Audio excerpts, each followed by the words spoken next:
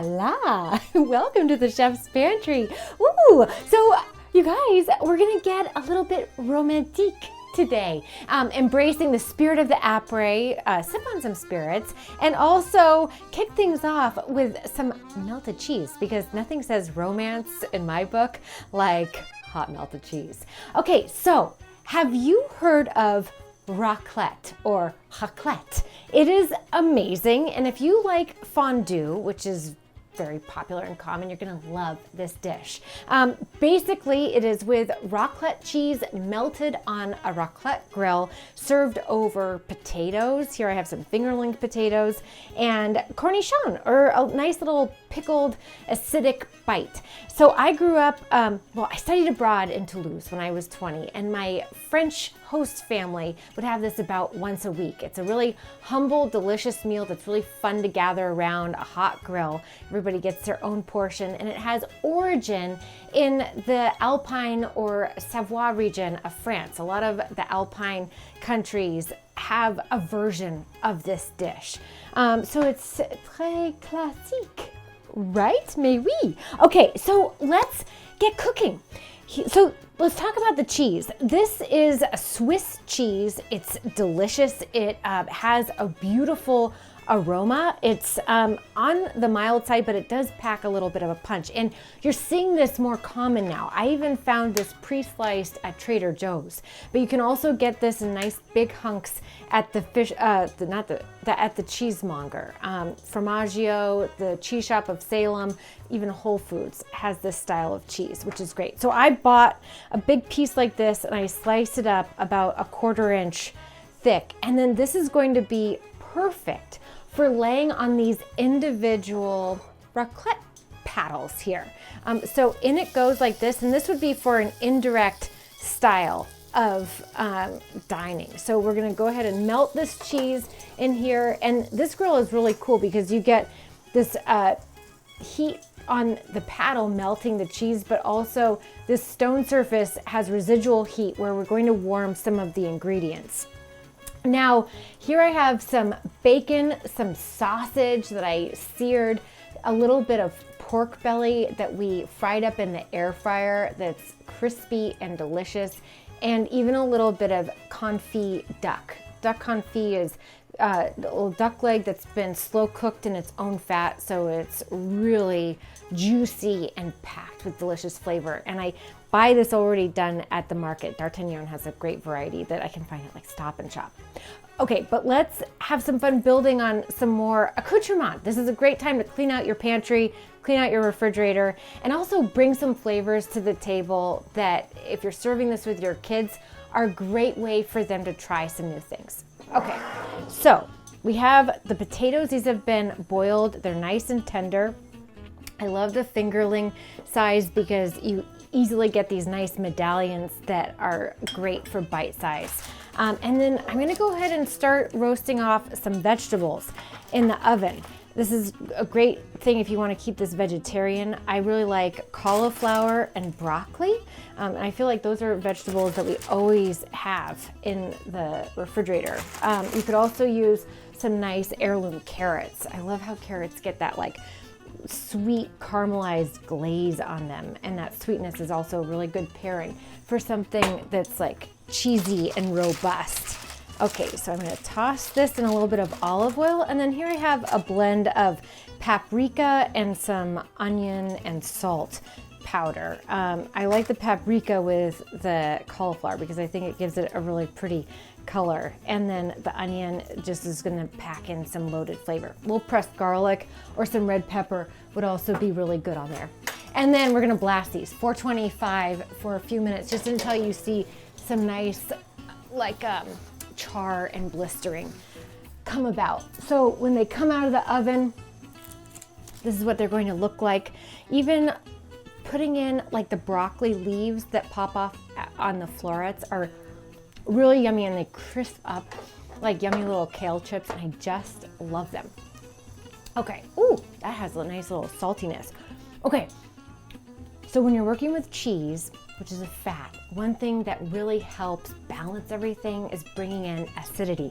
That's one reason why I love the cornichon, and it's fun to say. And also think about other things that are pickled. I love pickling our own ingredients, great for hearty root vegetables, and also for red onion. We always have that in the kitchen and it's super easy. So here's my ratio for a simple refrigerator pickle. 2 tablespoons granulated sugar, 1 tablespoon kosher salt, and about a cup of apple cider vinegar. And this base here also becomes a fantastic base for salad dressings. You can just pour off a little bit, add it with some olive oil, whisk it up, add a little Dijon, put in the pickled onions, and you're in business. I love making my own salad dressings.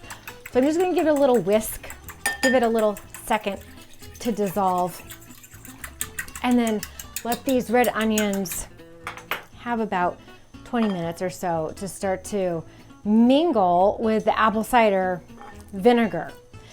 The longer they sit, I would keep this in the fridge for even up to a week. They get a nice zing to them, and already after 20 minutes, they start to become more approachable, so you're not like onion breath lady with delicious bites of cheese. It mellows out and it just is great.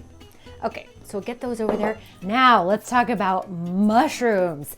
They do so well with raclette. And here it's just portobello, some pepino, a little bit of trumpet, some oyster. Really, any medley will do what looks good to you at the market. Sauteed in a little olive oil, crushed garlic, a sprig of rosemary, and a touch of butter at the end. But having that meatiness with a lot of flavor pairs really well with the yummy cheese. Now, okay, let's start to bring things together. So we had so much fun. If you're sick of taco night or love just like the spirit and fixings of build your own, you're going to love this. So here we have some hot soppressata, some salami, some prosciutto, even marinated artichoke hearts, the mushrooms, a little chorizo. Here's some extra sausages if we work our way through that.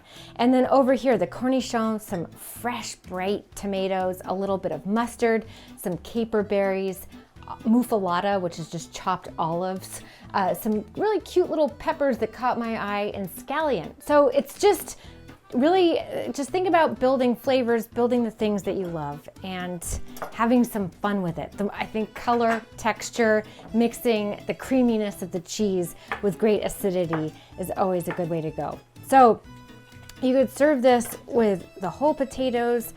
You could give yourself a head start with dicing these, but this is, oh, these are so good. And I just made sure that they were fork tender before I pulled them out of the boiling pot of salted water. Really good. And then to mix with the potatoes, how about some of the roasted vegetables? The cauliflower and the broccoli, and that little red pop of the paprika is really good. I feel like this is one of those things where my eyes are bigger than my belly. Oh, look, here we took the oyster mushroom and scored it. So we got that extra little blast of texture and flavor in there. And then I'm gonna add some duck. Oh, that looks so good. This is so fun. Everybody has their own little style. And then you have a good flavor combination and you want to share it and brag about it. Okay, so this is what the cheese looks like when it is melted and ready to pour. And the scraper is going to just help get every last little bite. So raclette is both a noun and a verb, pretty much, because the origin of the word comes from to scrape. And way back, you'd put the big brick of raclette cheese by your fireplace, let it warm and ooze, and then scrape that first layer off and have it be ready. Okay, now I want to add a little bit of color to the top, bring in those fresh ingredients. Little caper berries, I love the caper berries. How about some scallion?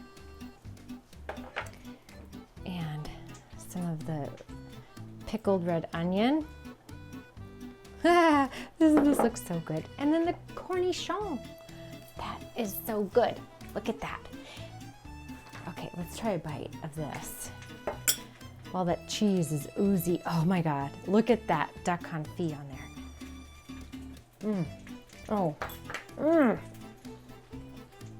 The cheese is similar to a young Gruyere, but it has this big body and flavor. It is so good. Now,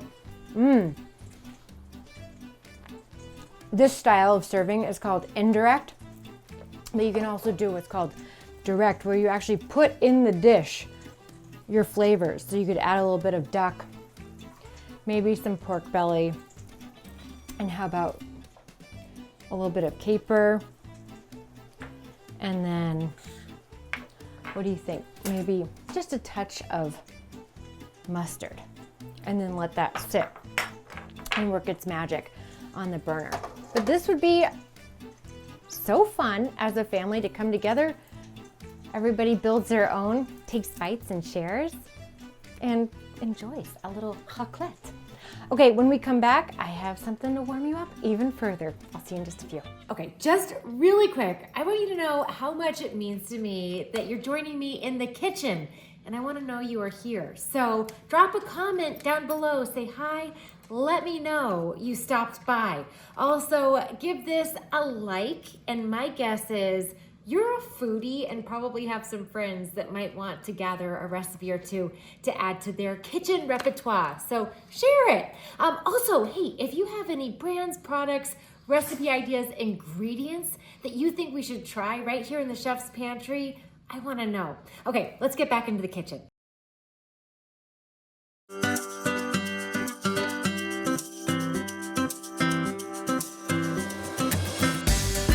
Welcome back to the Chef's Pantry, and welcome outside. It's actually pretty cozy out here, and I love the winter time. Okay, so we made a delicious raclette. Now let's wet our whistle with chocolate and tequila. We're not going to combine them, but they're two of my absolute favorite types of drinks. So the first is a riff on a mocha granita. Typically, when you're making a granita, it sits in the freezer for a few hours, and then you have to fluff the ice as it starts to form. Well, here today we're going to use the snow. We have a lot of it, and I found some that's beautiful and white and perfect for this little drink that you could make as a mocktail or a cocktail. Okay, so here's what I have for ingredients. I'm going to start with really good chocolate. This is from LA Burdick, and I love their spicy pepper blend. It has these Aztecan notes of cinnamon and delicious, a little bit of heat with red pepper, some nutmeg and clove. It has a lot of complexity in addition to really good chocolate. I used a little bit of Nespresso, but you could also simplify something with like just as easy as an instant coffee and Swiss Miss. So I have a shot of espresso, and I have the LA Burdick's spicy cocoa melted in this little beaker, and then I'm just going to whisk it with one of these high-powered frothies. We picked this up over COVID when the Dalgona coffee trend was on high, and I love it. I'm gonna add a little bit of heavy cream. This is to taste, and then if you like things a little bit sweet, go ahead and add a little sugar. I would recommend a turbinado or a brown sugar when your espresso is hot, because you get a lot of great big flavor there. Nice and frothy and delicious, and then let's prepare the glass. If you've ever been to LA Burdick, you can order these delicious demi-tasse sizes because it's such a rich cocoa. You don't really need a big heaping cup to really scratch your chocolate craving. And this is kind of a riff on that. So here I have a little chocolate that I just melted until it got really syrupy and sweet. Okay, and this glass is chilled nicely. I actually have LA Burdick to thank for one of the reasons why I moved to Boston. I first visited Boston when I was in college. I was a sophomore at the University of Vermont, and we came down for Head of the Charles, and we were in Cambridge, and I popped into LA Burdick right in Harvard Square and got a demi-tasse of their dark hot chocolate. And I just said, this city has my name on it. So thank you, LA Burdick. Okay, so beautiful heaping cup of snow.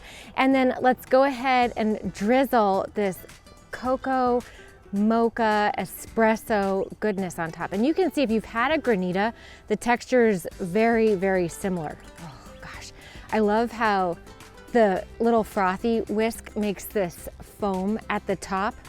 And then this is perfect like it is, or if you want to add just a little extra burst of color on the top, orange and chocolate is just this awesome, awesome flavor pairing.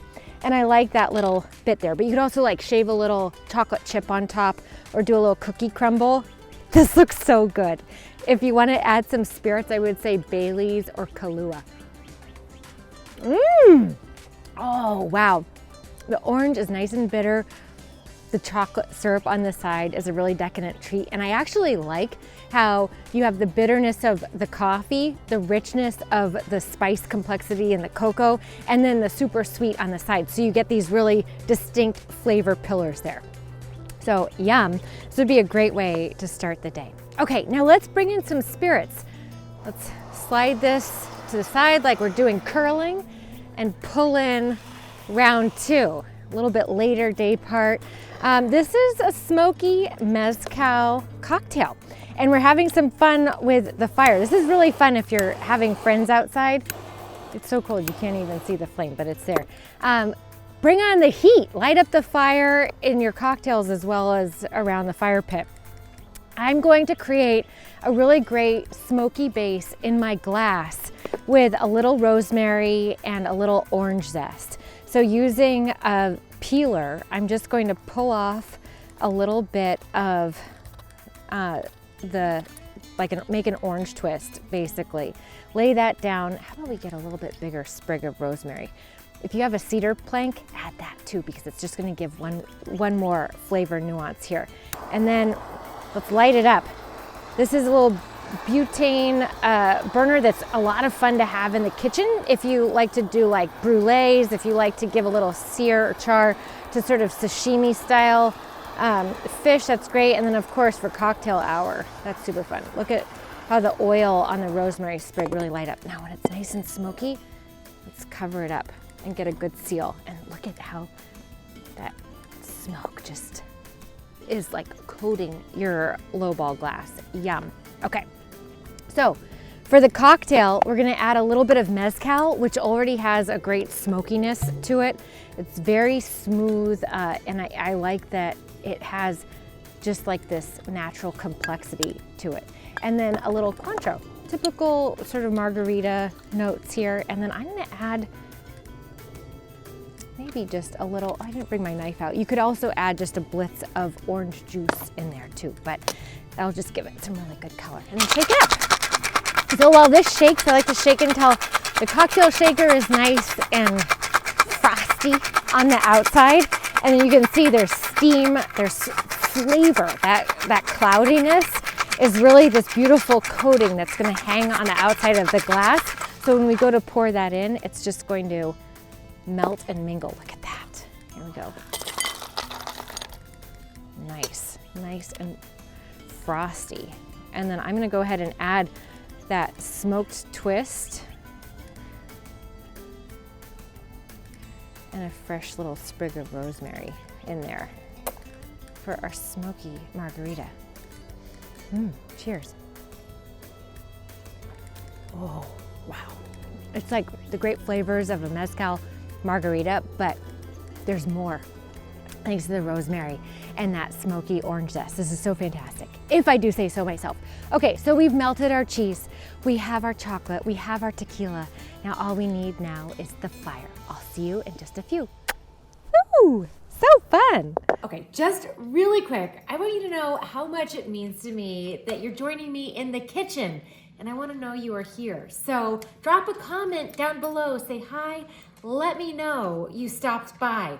Also, give this a like, and my guess is you're a foodie and probably have some friends that might want to gather a recipe or two to add to their kitchen repertoire. So share it. Also, hey, if you have any brands, products, recipe ideas, ingredients that you think we should try right here in the chef's pantry, I want to know. Okay, let's get back into the kitchen.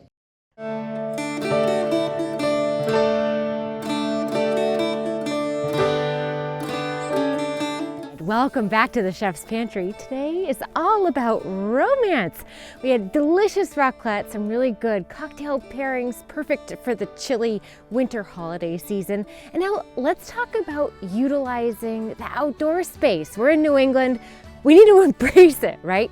Well, we got a boatload of snow a few days ago, and we thought, why not create our own outdoor winter wonderland? We love entertaining outside, even in the snow, but guess what? We put away our outdoor furniture.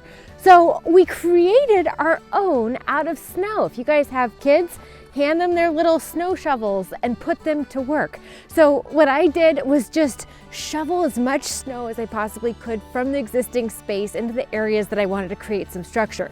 So here I made a little coffee table by our heat source that I flattened out and packed down, and then I created a little pathway and a little bench seating, and I actually lined the edge with some LED lights that are waterproof, and as the sun starts to set, that's going to give us like a little welcoming runway that I'm going to love. Okay, so this is perfect for serving up your cocktails, maybe some kielbasa that you get roasting over the fire. Here I have a little peanut butter whiskey. This is so good. I had this first at a friend's birthday party down in Ice Luge pre-COVID, and it's a crowd pleaser. That's really fun. And then create warmth with texture. So you could use blankets that pop in the dryer. A hide would be really fun. I kind of feel like this is like my Narnia moment, a little sheepskin pelt down on the snow. And when it's so cold like this, it's about 20 degrees out today, it's not even going to melt. So it's just soft plush. It really is super, super cozy, and I just absolutely love it. And then when you're looking to build a fire in a fire pit, solo stove, maybe you have an outdoor fireplace, but there's a bit of accrued moisture. One thing that we love keeping on hand is fat wood. So this comes from pine trees. It's a renewable fire starter source. It's basically really dense sap that creates this natural flammable resin that's going to give your fire a good boost before you try your hand at it. I mean, if that doesn't say romance, knowing how to build a good fire, I don't know what does. So you guys, thanks for having some fun, enjoying a little romantic afternoon with me, and get outside. I'll see you next week. Mwah.